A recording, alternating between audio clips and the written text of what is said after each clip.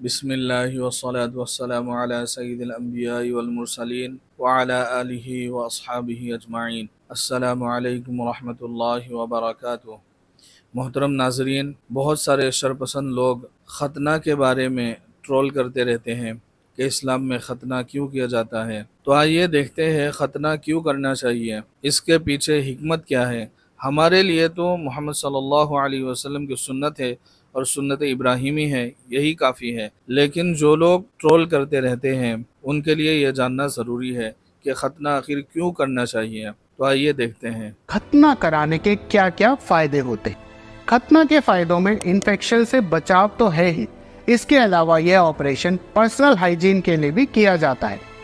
पुरुषों में लिंग के ऊपर की स्किन, जिसे प्यूपिस कहते हैं, इसके नीचे गंदगी जमा हो जाती है और लोग अक्सर इस स्किन को साफ करना भूल जाते हैं या बच्चे ये समझ नहीं पाते हैं कि इस स्किन के पीछे साफ करना जरूरी है, जिस वजह से इन्फेक्शन होने लगता है। ऐसे इन्फेक्शन के बार बार होने की वजह से पेनिस या लिंग के कैंसर का खतरा भी बढ़ जाता है। माना जाता है कि इस स्किन के नीचे गंदगी और जो सिक्रीशंस जमा होते हैं उनसे स्मेग्मा बनता है। यह स्मेग्मा ही आगे जाकर पेनिस के कैंसर का कारण बनता है। इसलिए ऑपरेशन पेनिस के कैंसर से भी बचाव करता है। इस ऑपरेशन के बाद ये स्किन हटा दी जाती है, तब पेनिस की सफाई आसानी से हो पाती है। और ये कोई मुस्लिम डॉक्टर नहीं है।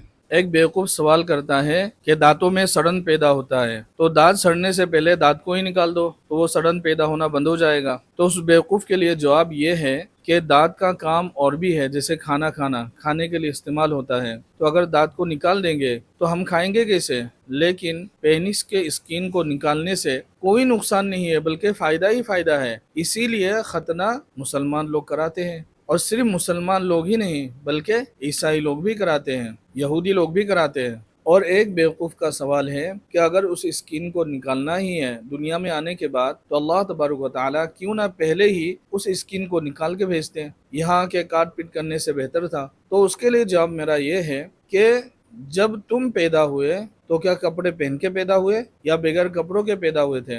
अगर बगैर कपड़ों के पैदा हुए, यहाँ के कपड़ा पहनने की ज़रूरत क्या है, नंगा ही घुमा करो। अल्लाह तबारक व तआला ने अक़ल दी है और उसका इस्तेमाल करो। तो समझ गए ना मुसलमान खतना क्यों कराते हैं। पेनिस कैंसर से बचने के लिए, पर्सनल हाइजीन के लिए। वो हाइजीन के बहुत ज़्यादा ख्याल रखते हैं, हमेशा हलाल चीज़ों को खाते हैं, यही वजह है।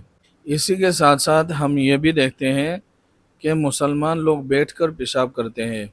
तो बैठकर पेशाब करने से क्या फ़ायदा है, आइए उसको भी देख लेते हैं। क्या खड़े होने की बजाय अगर आप बैठ के पेशाब करते हो, इसके विज्ञान के हिसाब से कोई फायदे भी हैं या लोग यूं ही करते हैं? चलिए मैं आज आपको इसका वैज्ञानिक तथ्य बताता हूं कि बैठ के पेशाब करने के क्या क्या फायदे हैं। 3 फायदे तो मैं आपको ऐसे बताऊंगा जो विज्ञान भी मानता है। सबसे पहला फायदा यह है कि जब आप बैठ के यूरिन करते हैं तो आपका ब्लैडर कंप्लीटली खाली हो जाता है। कंप्लीट खाली ब्लैडर होने की वजह से एक तो आपको बार बार पेशाब का प्रेशर नहीं बनता, और दूसरी बात है कि आपको यूरिन के इन्फेक्शन होने के चांस भी बहुत ज्यादा कम हो जाते हैं। अगर ब्लैडर आपका पूरी तरह से खाली नहीं होगा तो होगा क्या कि थोड़ा सा जो पेशाब बीच में रुका हुआ है वो एक इन्फेक्शन के लिए ब्रीडिंग प्लेस बन सकता है और यूरिन में इन्फेक्शन होने के चांसेस बढ़ते हैं। जिन लोगों को बार बार यूटीआई होता है, यानी कि यूरिन में बार बार इन्फेक्शन होने के चांसेस रहते हैं जिन लोगों को, उनको तो डेफिनेटली बैठ के ही पेशाब करना चाहिए। जो नॉर्मल लोग हैं उनको भी यूरिन इन्फेक्शन से बचना जरूरी है, क्योंकि अगर यूरिन में बार बार इन्फेक्शन होगी तो आपको एक तो एंटीबायोटिक्स बहुत ज्यादा खाने पड़ते हैं, दूसरे कई बार इन्फेक्शन जो है वो किडनीज पे भी असर कर देती है और डैमेज ऐसा हो जाता है जो कि दोबारा से रिपेयर नहीं हो सकता। दूसरा फायदा इसका प्रोस्टेट ग्लैंड के लिए है। प्रोस्टेट ग्लैंड, जिसको आम भाषा में गुदूद भी बोल देते हैं, प्रोस्टेट ग्लैंड बढ़ने की वजह से उनके पेशाब का फ्लो अच्छा नहीं होता। अगर वो बैठ के पेशाब करेंगे तो उनका फ्लो बेटर होगा और प्रोस्टेट की समस्या की वजह से पेशाब में जो रुकावट है वो भी कम होगी। जिनको अभी प्रोस्टेट की प्रॉब्लम नहीं हुई है उनको भी प्रोस्टेट ग्लैंड की प्रॉब्लम होने के चांसेस कम होंगे, और अगर होगा भी तो देर से होगा। तीसरा फायदा यह है कि इससे पेल्विक फ्लोर की एक्सरसाइज होती है। पेशाब के रास्ते और लैट्रिन के रास्ते के बीच के जो मसल्स होते हैं उनको पेल्विक फ्लोर मसल्स बोलते हैं। उन मसल्स में जितनी ज्यादा स्ट्रेंथ होगी उतनी आपकी सेक्सुअल हेल्थ भी बेटर होगी। आपकी सेक्सुअल हेल्थ के लिए भी बैठ के पेशाब करना ज्यादा फायदेमंद है। चौथा फायदा जो मेरे को पर्सनली लगता है कि होता है वो ये है कि जब आप बैठ के पेशाब करते हैं तो आपका ध्यान सारा केंद्रित होता है पेशाब करने पे। आजकल हमारा जीवन बड़ा दौड़ धूप वाला हो गया, भाग दौड़ में कई बार जो है पेशाब करते टाइम बंदा ज्यादा ध्यान नहीं देता और अच्छे से ब्लैडर एम्प्टी नहीं करता। बहुत सारे लोग हैं जो कि ऑफिस गोइंग हैं, उनको होता है कि टाइम वेस्ट ना हो तो